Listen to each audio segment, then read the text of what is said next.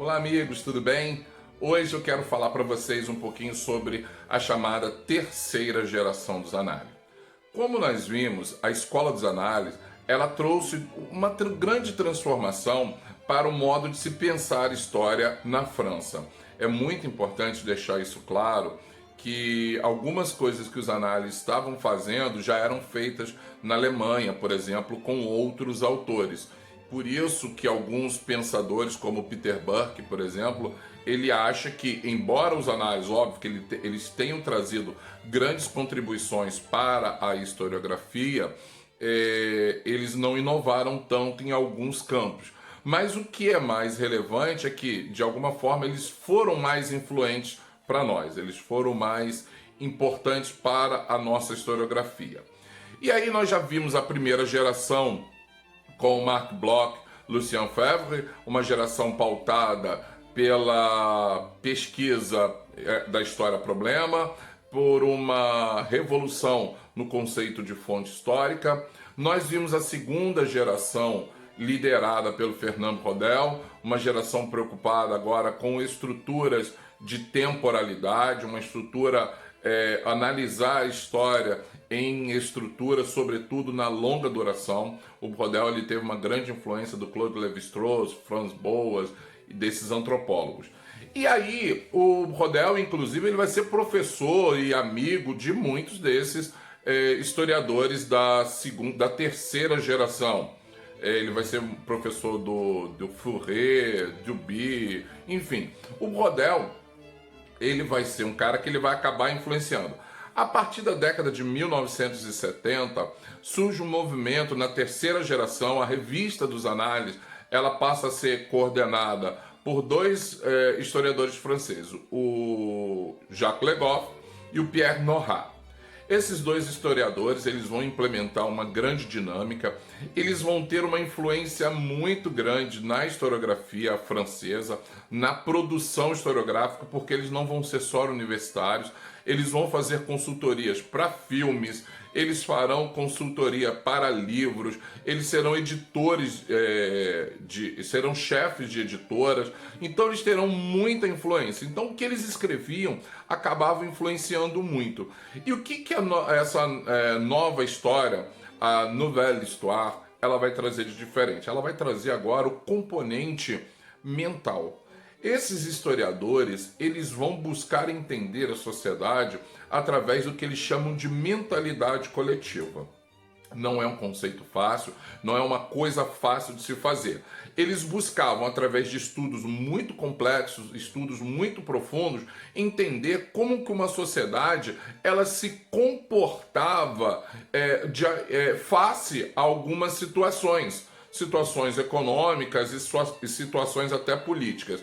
Embora o Le Goff, o Nora negassem o componente político, hoje nós já percebemos que isso não era bem assim.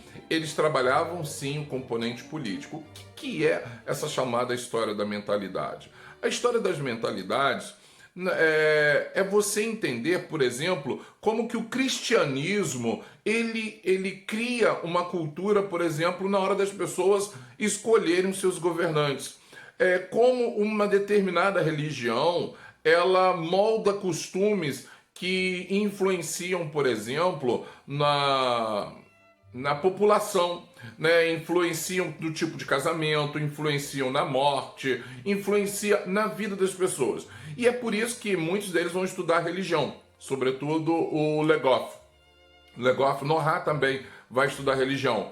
O Le Goff ele vai para a Idade Média, ele vai ser um dos maiores medievalistas, então fatalmente quem gosta de Idade Média tem que estudar Jacques Le Goff, porque ele vai ter uma obra enorme falando sobre a Idade Média.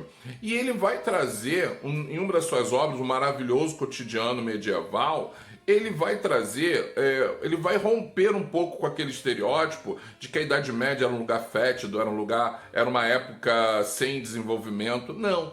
Para ele, a Idade Média tinha, sim, muito desenvolvimento, tinha até ciência, tinha muitas coisas. O que acontece é que isso era pautado por princípios religiosos, em muitas vezes, mesmo que as pessoas elas não fossem religiosas. né? Porque naquela época o catolicismo dominava o cotidiano das pessoas. E se você parar para analisar, isso influencia muito as nossas vidas. Você pode, por exemplo, não ser cristão, mas muitos valores que você traz, eles são originários da cultura judaica cristã. Independente se você frequenta uma religião ou não. E isso vai influenciar até às vezes outras religiões. Por exemplo, o nosso tipo de direito é um direito baseado no direito romano, que por sua vez também sofreu interferência de valores cristãos. Então a história da mentalidade é isso, é entender a mentalidade de uma sociedade. E aí, nós teremos alguns nomes, por exemplo, eu vou destacar o Georges Duby.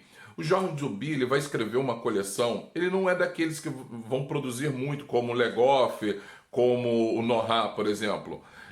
Mas o Georges Duby, ele vai ter uma influência muito grande, porque ele vai escrever ele vai convidar alguns autores a escrever uma série de obras no chamado História da Vida Privada. O que é essa história da vida privada?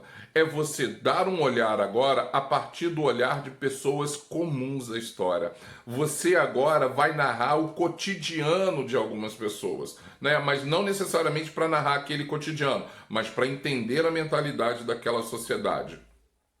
O Marc Ferro, ele vai ser um historiador também gigante, ele vai ter uma produção enorme nesse sentido e ele vai ter um papel de liderança, porque é ele que vai escrever a Biblioteca de Ciências Sociais e a Biblioteca de Estudos Históricos, ou seja, ele vai criar agora uma redefinição desse novo conceito, dessa nova história. É uma história que agora ela não está preocupada só com caráter econômico, político ou social. Ela está preocupada agora com entender e identificar estruturas mentais. Mas aí surge uma situação. Tem um outro personagem aí, Emmanuel Leroy-Ladir. O Ladir, ele, por exemplo, ao contrário do Le Goff e do Nohat, o Ladir ele vai estudar utilizando a microhistória. Olha que interessante. Ele vai pegar uma metodologia iniciada lá pelos italianos, Carlo Ginzburg, Giovanni Levi, e vai utilizar essa microhistória para entender essa sociedade a qual ele pretende estudar. Mas por que isso era possível? Exatamente porque através do micro, do cotidiano de um camponês, você pode entender uma sociedade. Foi isso, por exemplo, que o Carlo Ginzburg fez naquele livro, O Queijo e os Vermes, na qual ele analisa um processo de inquisição de um moleiro chamado Menóquio. Então, a partir dali, ele consegue analisar todo um contexto. É importante dizer que microhistória não significa dizer que você está fazendo uma história individual. Você está apenas diminuindo o seu recorte espacial para você entender uma sociedade naquele momento. E aí a terceira geração dos Zanardi, ela vai se caracterizar por isso. Ela vai até a década de 1980 e alguma coisa. E alguns historiadores eles chegam a dizer, por exemplo, que o Ladir, o Jacques Revel e o Roger Chartier, eles seriam a chamada quarta geração dos Zanardi. Eu particularmente não os considero como sendo quarta geração, mesmo que tenho publicado texto nessa revista. Os Zanardi existiram, a revista dos Zanardi existiu até a década de 1990, mas essa quarta geração é assunto para a próxima aula. Um forte abraço!